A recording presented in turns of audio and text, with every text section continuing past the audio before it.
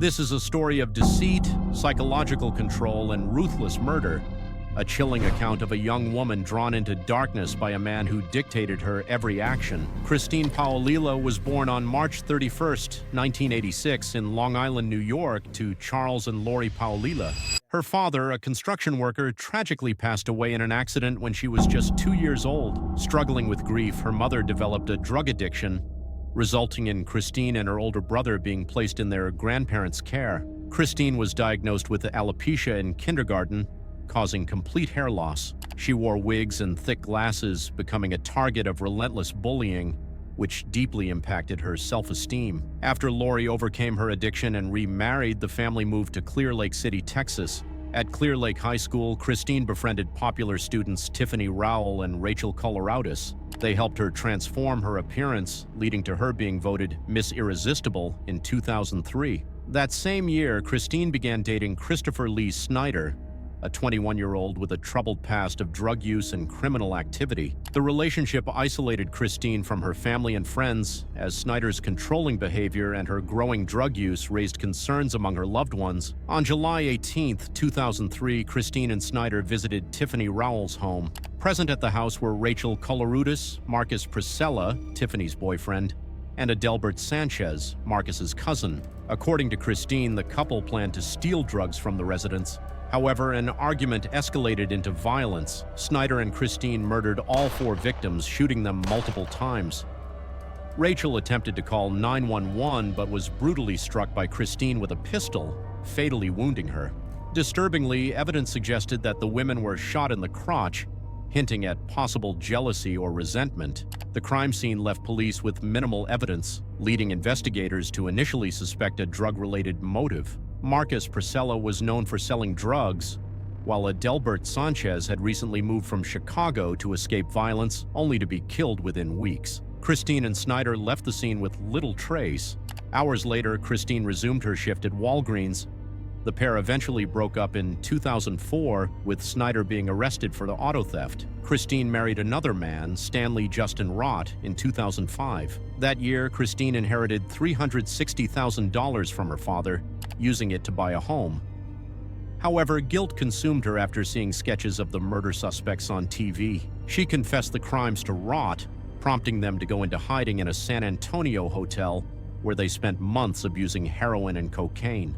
In July 2006, an anonymous tip led police to Christine. She and Rott were arrested in their hotel room, which contained 70 bottles of heroin. Christine Paolilla had been involved in the murders after their detention. Upon discovering that Rachel Koloroutis had still been alive and attempted to dial 911, Christine returned to beat her to death with a revolver. This chilling detail was revealed later during an interrogation where Christine discussed her past relationship with Christopher Snyder. Who was Chris Snyder to you? Very controlling, very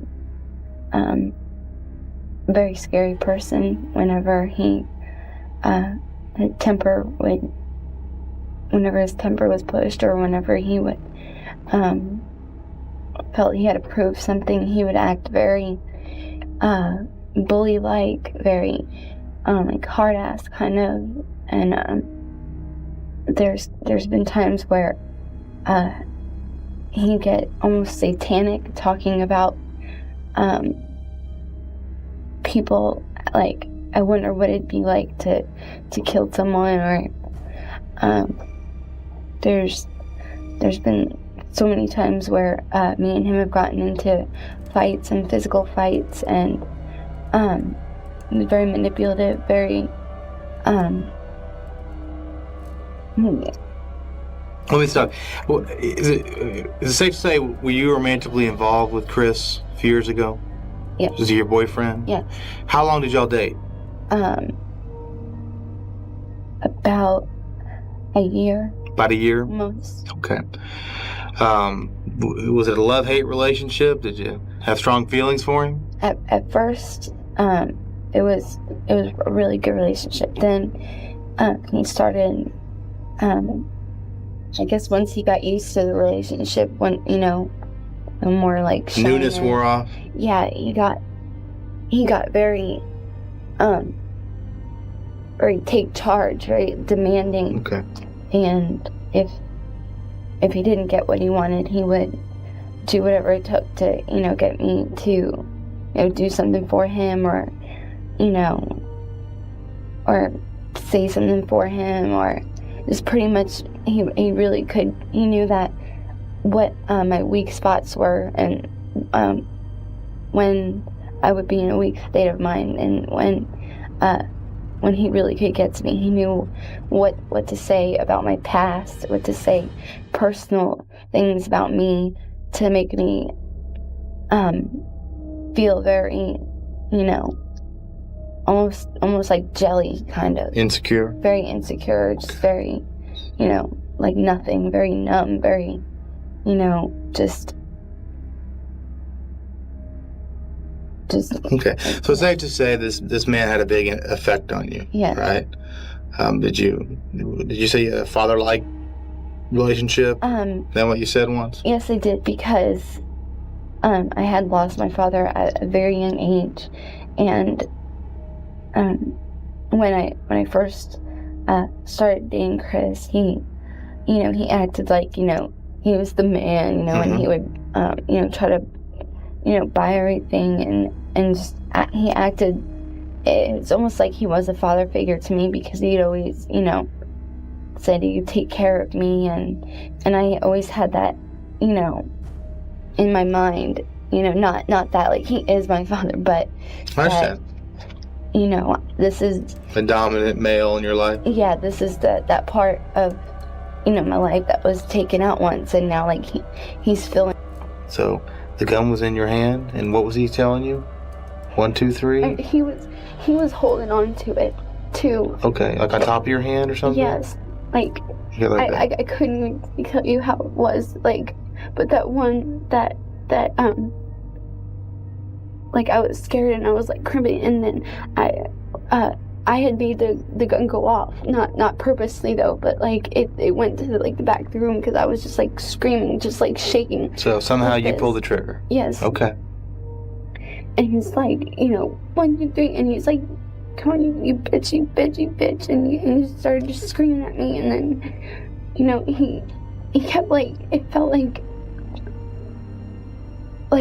I was like being like jerked, like It was violent when it goes off? Mm-hmm. How many times do you think it went off in your hand? 1,000,000 times. It went off a bunch in your hand? It felt like 1,000,000 times. Like even the first time, it felt like 1,000,000 times. So you were pulling the trigger somehow? No. Like it's like he had his hand, and my hand was like, I couldn't even tell you how. Like it was. Okay. But it was his force that was making it go off. Yes. Okay. Were you hitting anyone? I don't know. Come on, it's important. This is important. Okay, you're doing a good job. If you're like this and you're doing it, you know that you're hitting the person in front of you. Well, we weren't really like in front of anybody. Were you near anyone? It was almost back, like in the middle of them in the door. Okay, well, somebody was found in that area. Are you sure there's no one by you?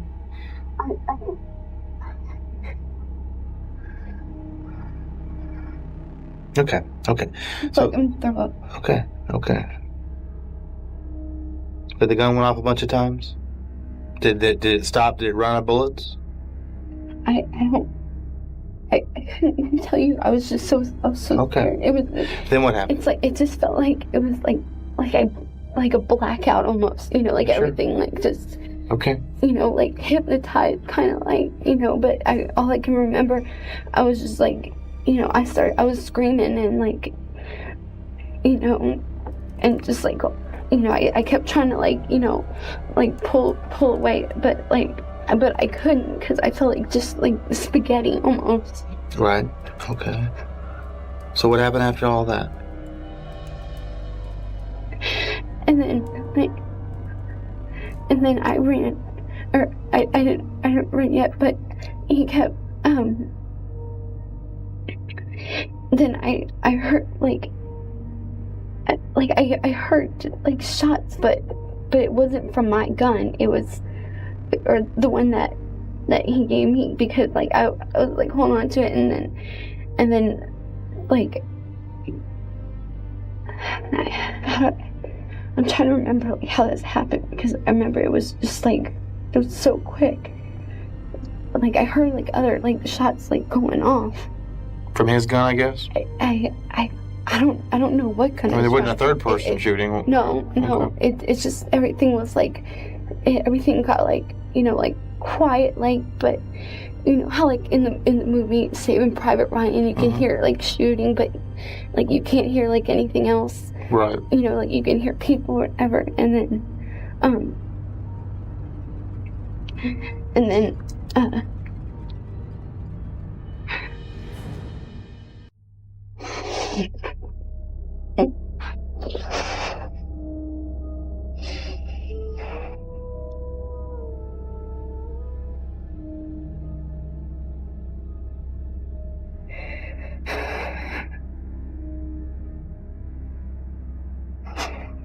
sorry, I'm just trying to. I know you are. Just to calm down. I know you are.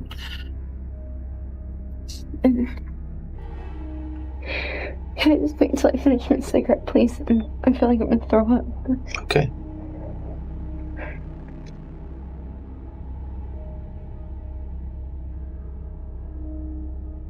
I still get used to hearing his voice and seeing his face in my head every time I speak to you. In a candid interview, she described Snyder as a very controlling and scary person, someone who became aggressive when his temper was pushed. He was manipulative, often playing on her insecurities and emotional vulnerabilities. At the time, Christine was emotionally fragile after losing her father at a young age. She admitted that Snyder took on a father-like role in her life, providing the stability and dominance she was missing. However, this relationship soon turned toxic, with Snyder using his control over her to manipulate and bully her into compliance. Christine further revealed how Snyder would pressure her into actions she wasn't comfortable with. She recounted an incident where they were in a violent struggle involving a gun. She recalled shaking and screaming, feeling like she was being forced to pull the trigger, unable to control her own actions. Christine's retelling suggested that she was under extreme duress, but she ultimately admitted to being involved in the killings.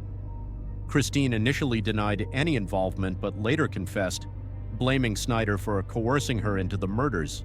She and Snyder were charged with capital murder on July 21, 2006. Due to being deemed a flight risk, Christine's bail was set at $500,000. While Christine faced charges, Snyder remained elusive. Authorities suspected that Snyder had died by suicide, and on August 5, 2006, his decaying body was found in a wooded area. Snyder had overdosed on prescription drugs. Christine's trial began in 2008, and she was found guilty of 4 charges of capital murder on October 13th. Because she was a minor at the time of the murders, she was spared the death penalty and sentenced to life in prison. An appeal filed in November 2008 challenging her bail was rejected, and her sentence was upheld. That's all for this video. Make sure to subscribe for more interesting videos like this. Thanks for watching.